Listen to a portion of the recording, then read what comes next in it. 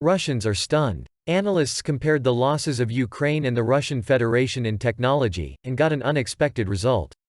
The Ukrainian armed forces' equipment losses during the counter-offensive were lower than those of the Russians, despite Ukraine being the advancing side. The Oryx portal's materials show that overall, Ukraine has had more success, even in the midst of active offensive operations. Oryx has issued 2 reports since the start of Ukrainian actions in June. The reports indicate that Ukrainian losses in military equipment were less than that of the Russians. Specifically, Ukraine lost 83 units of military equipment, while Russia lost 88. Impressively, Ukraine lost even less military equipment than the advancing Russians, with almost a 1-to-1 ratio.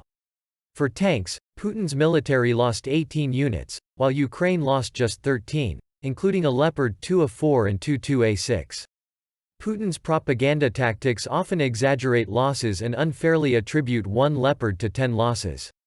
For infantry fighting vehicles, armored personnel carriers, and other armor carriers, Russia lost 33 units, while Ukraine lost 40. The losses in artillery, barrel and self-propelled, were 14 units for Russia and 4 units for Ukraine.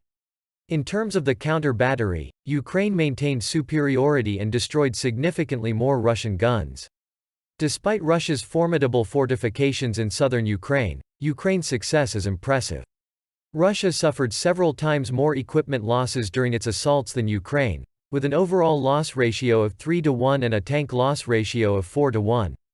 Western armored vehicles have proven to be much more secure for personnel than Soviet-era vehicles, and the APU regularly launches strikes against the rear. Therefore, it is not guaranteed that Ukraine has more personnel losses, as seen in the recent strike against Olginka.